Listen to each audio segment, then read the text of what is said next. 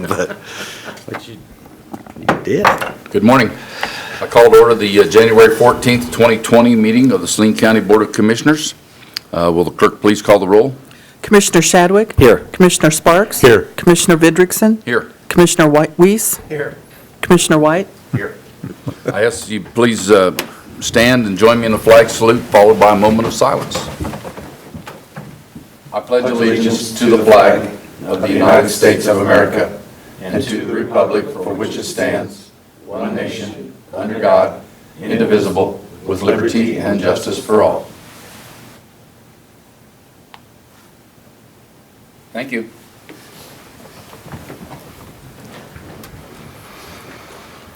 We now move to the public forum portion of our meeting where citizens may speak on county government, usually limited to 3 minutes and pertaining to items that are not on today's agenda. Does anyone wish to address the commission? Seeing none, I'll bring it back for regular business.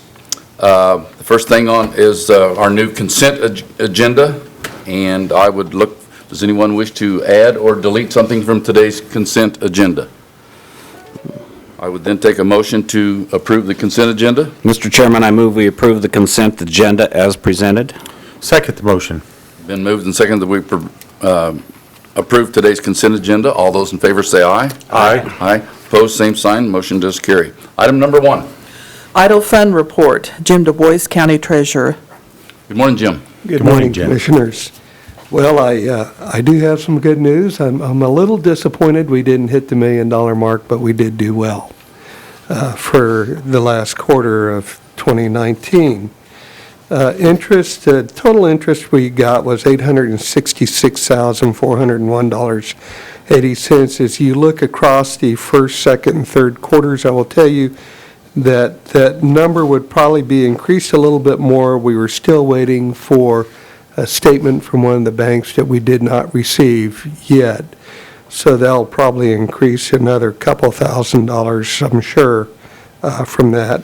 But compared to last year, we earned $588,318.02.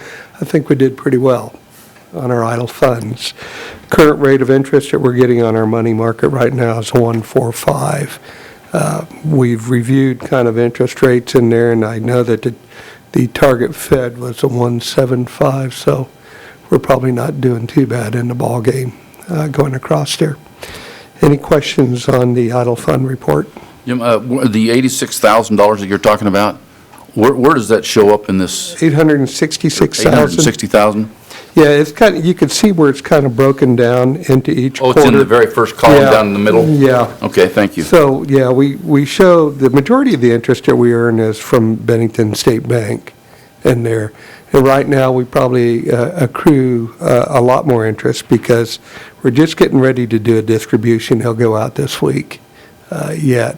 But once we do the distribution, a good chunk of dollars will hit all the taxing entities. So, but we've done pretty well from December the 20th until now is when we probably earn the majority of our money.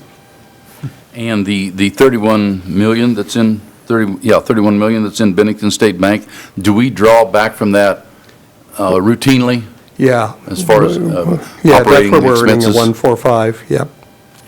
Yep, So it's more of a money account type thing. it is. It's a Yes. money market account. Okay. Yes, sir. Questions or comments from for Mr. Du Bois?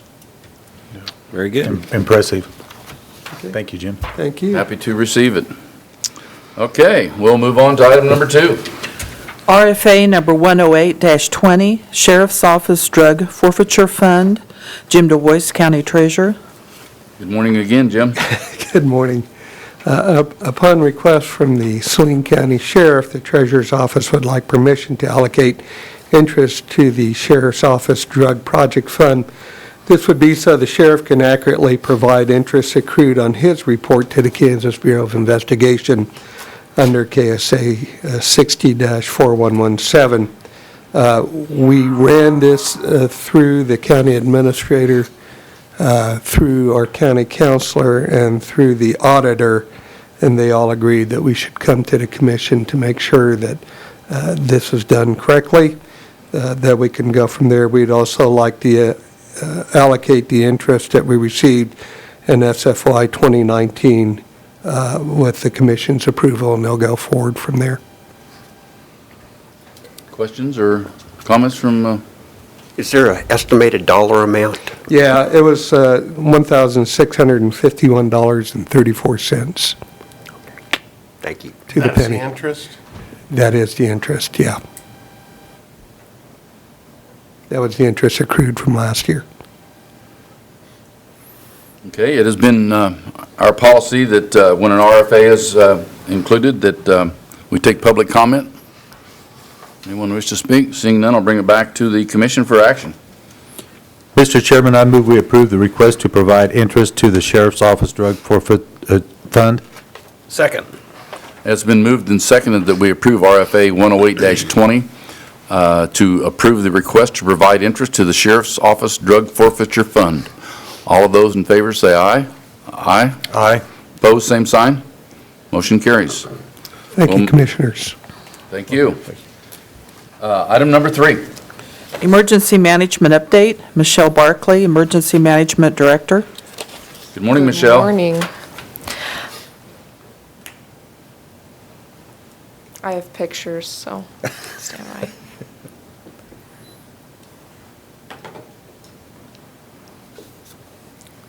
Philip, can you hit those lights on that portion of the, over there too? Thank you.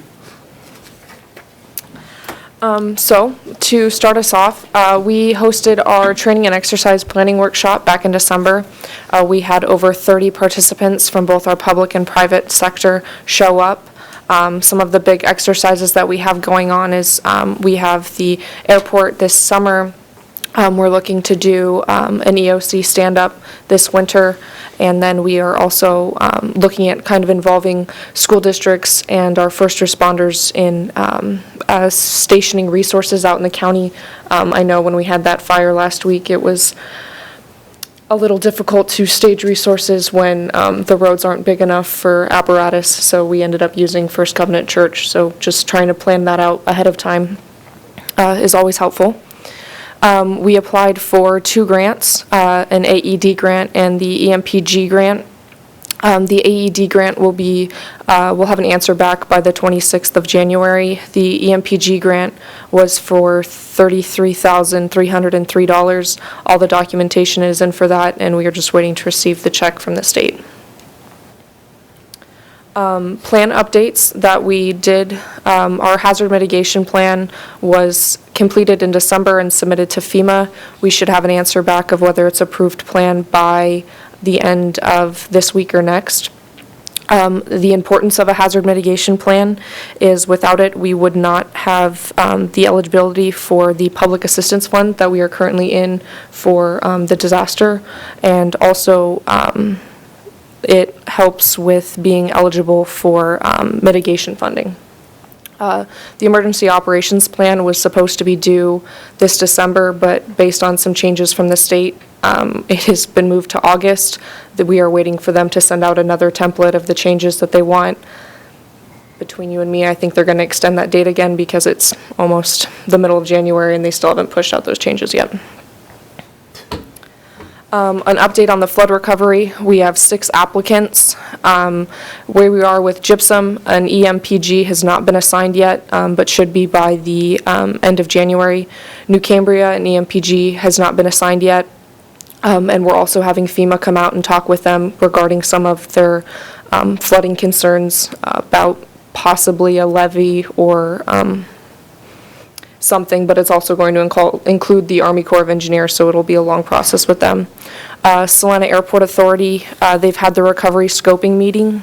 They also met with FEMA, and a damage inventory is due February 10th. This basically means that once the recovery scoping meeting occurred, they have 30 days to identify any other damages caused by the disaster. Once it becomes February 10th, all inventory of damages that have been submitted are final. FEMA won't take anything else. The City of Salina also had their discovery scoping meeting. This includes Salina Fire Department and their Public Works. Their inventory is due March 7th. Saline County is just Road and Bridge. and theirs is due the 17th. They have met numerous times with FEMA, and we are hoping that they can find something regarding mitigation for several of the road projects that they have. USD 307 are also still waiting to get a PDM assigned. So short look at what the steps are for this public assistance process is we are around step 3, and to get to 6, it'll probably be about another year and a half for some of them.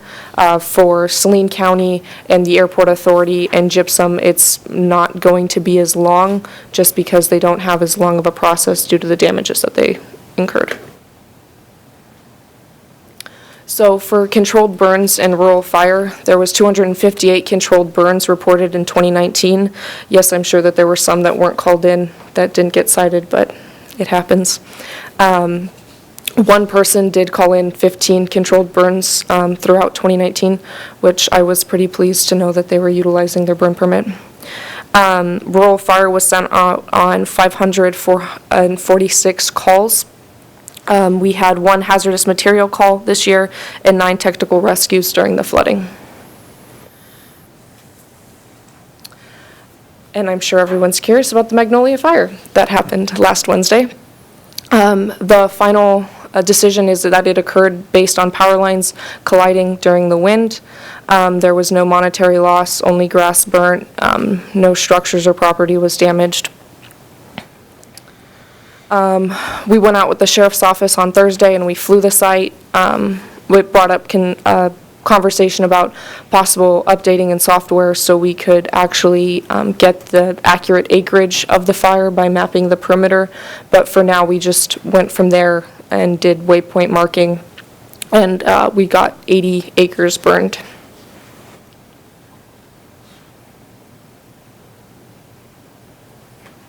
And this is a video from the flight.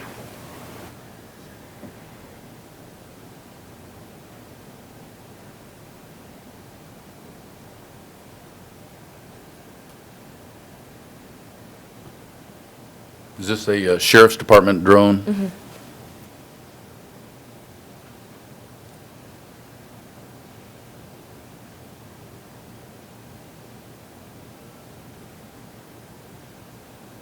Oh. Made me dizzy. Put your seatbelt on. Yeah.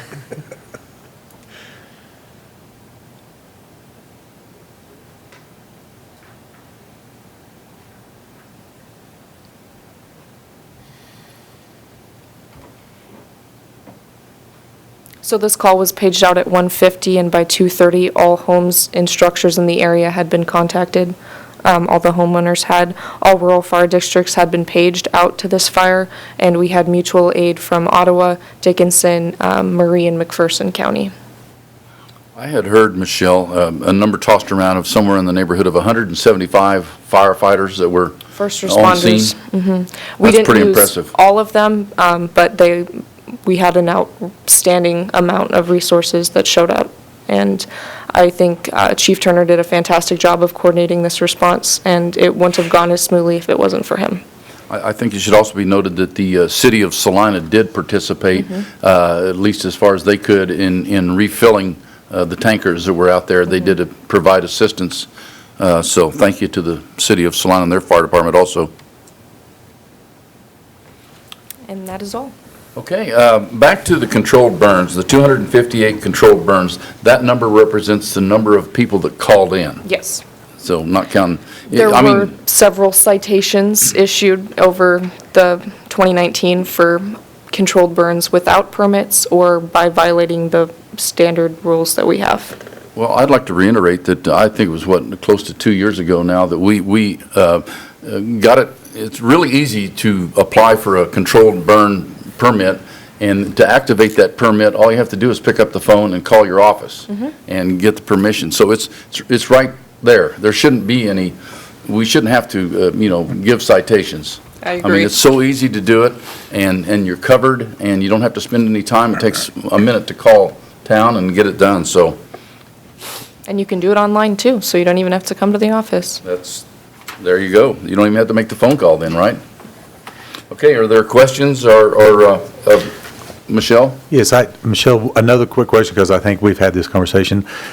People out there in the county, if they're burning their trash do they need to call in a burn? In a burn barrel? Yes. No, but if it is smoky and someone does call it in, it's nice for us to have that record so we don't end up sending a sheriff out there, because sometimes people get nervous Okay. talking to law enforcement. And if you're controlling just a burn pit where you're burning around a campfire? I would still suggest that they call in, because the same thing with the Okay. smoke.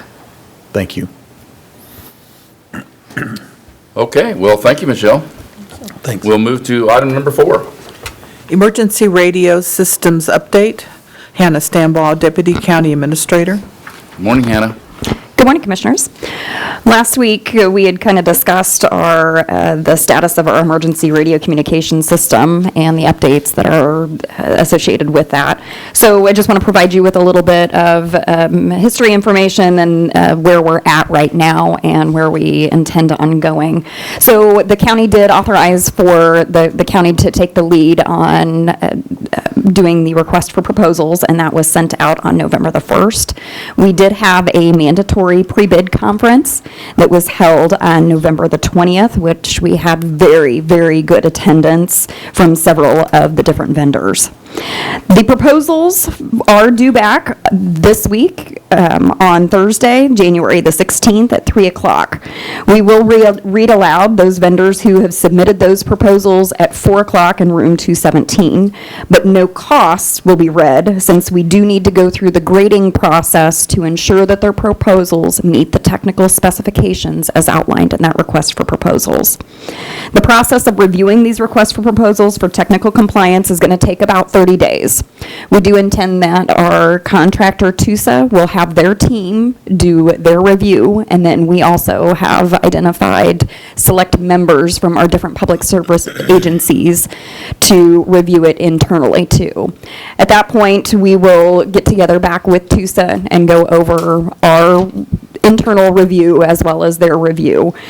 And then at that point is when costs will be taken into consideration and part of the equation as to what would be recommended to both the Saline County governing body as well as the city of Salinas for further discussion. So it is our intention, and it has been our intention as far as our timeline, that this recommendation would be brought in front of the governing bodies in time for proper budget preparations to aid in that particular discussion. So this information was also sent over to the city of Salina, just so that they were kind of aware of what was going on. Just to kind of add in a little bit of the discussion, I don't think that any of the governing bodies have downplayed the need for this particular upgrade or for the new system. But I would like to share with you, Chief Scott Abker had emailed me after the fire on Wednesday.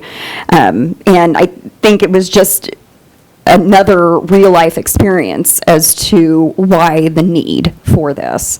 As Michelle had indicated, we had every single one of our 6 rural fire districts that were called to this particular incident, as well as mutual aid. You can imagine 175 plus responders on a fire scene can get quite chaotic. And while in this particular incident, Chief Turner did an excellent job with kind of arranging the radio traffic appropriately, it was still very, very difficult. To aid in that too, when we start bringing additional counties into our jurisdiction to aid us in emergency response, we have very extremely limited means of being able to communicate with them once they enter into our jurisdiction. So you can imagine a very large fire incident that, while we are very lucky that it got under control very rapidly, if it would have taken a lot more coordination, we would have had a very difficult time with coordinating radio traffic with those additional counties. So that's where we're at. We're looking forward to receiving those proposals here this week. And as I said, I was really impressed with the amount of people that showed up for our pre-bid conference. I am looking forward to seeing what comes to the table this week.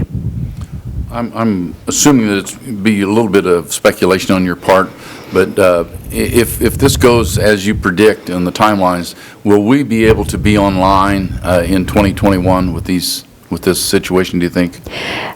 I think if I had a crystal ball that worked appropriately, then yes, I would say so. It certainly depends on the scope of the project. We sit in a very good spot. I think we've got a lot of different options, and we have a lot of opportunity for some creative options that would aid very much in that timeline and being able to get us online, and hopefully by 2021. All right, are there questions or comments from commissioners?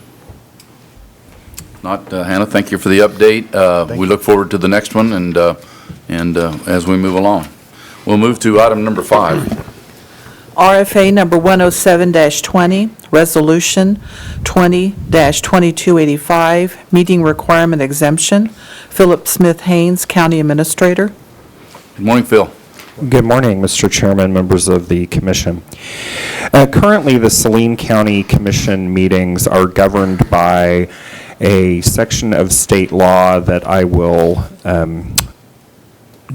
call antiquated. It is a law that was passed in 1899 and last updated in 1923 regarding the requirements for commission meetings in counties with populations of over 50,000. This statute is non-uniform and therefore is subject to exemption by passing a charter resolution. So what I am bringing forward for commission consideration today is such a charter resolution to exempt Saline County from the requirements of KSA 19-209 and substitute the requirements of 19-206, which apply to the vast majority of counties throughout the state. This would give your Board of Commissioners the ability to set your own meeting schedule appropriately and not be bound by the terms of this nearly 100-year-old statute. So I would be happy to answer any questions. I have none.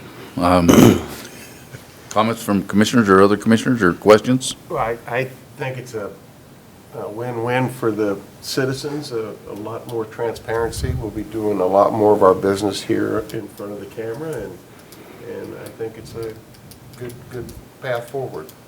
Good point. Anyone else? As there is an RFA in place to take care of this, is there any public comment? Seeing none, I'll bring it back to the commission for action. Mr. Chairman, I enthusiastically move that we adopt Resolution 20-2285 regarding the meeting requirements for the Saline County Commissioners. Second the motion.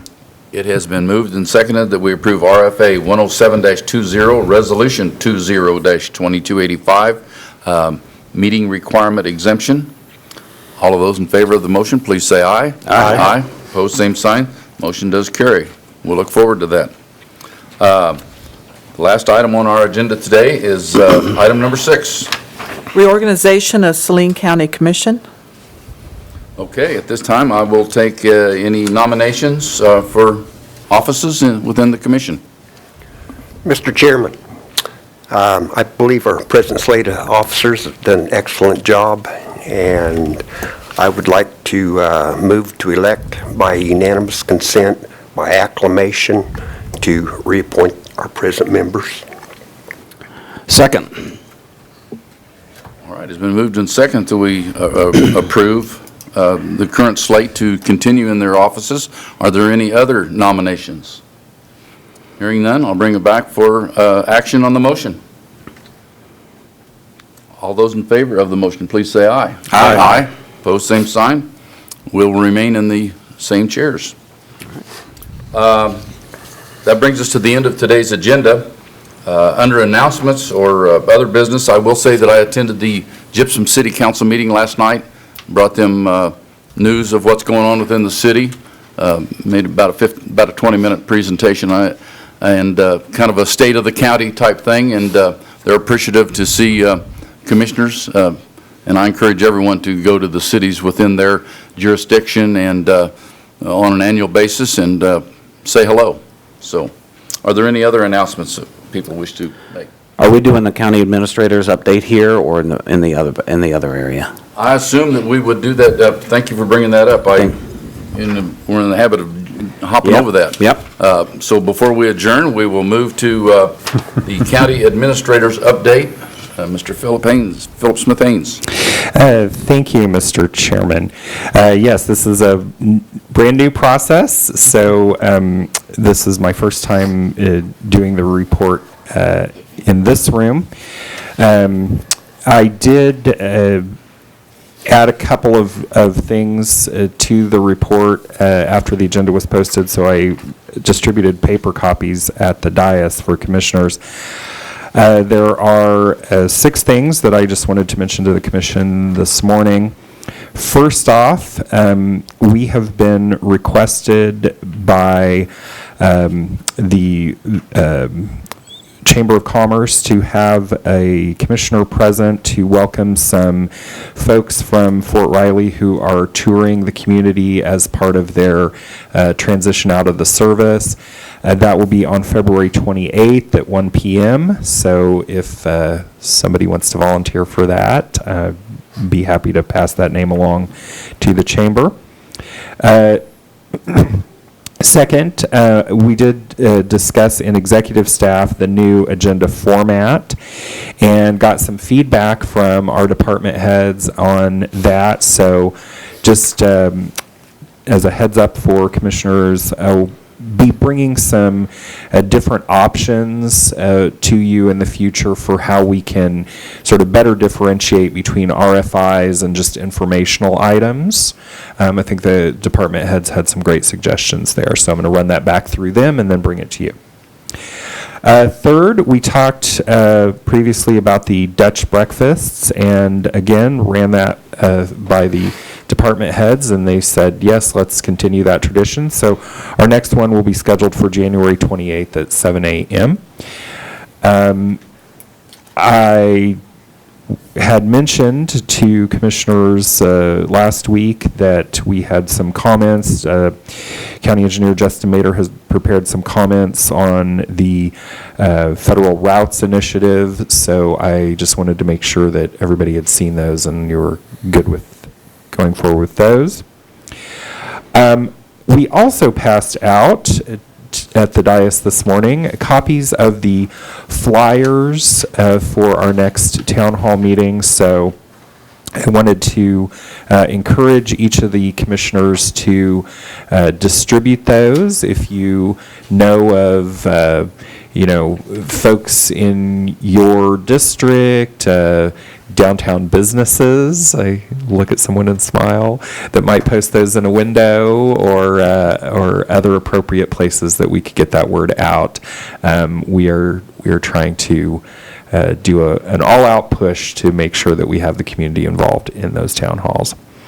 And last but not least, just a reminder that next Monday, this building will be closed. Most county staff will be on holiday in celebration of Martin Luther King Day. So that's all I had this morning, and I'd be happy to answer any questions on any of those items.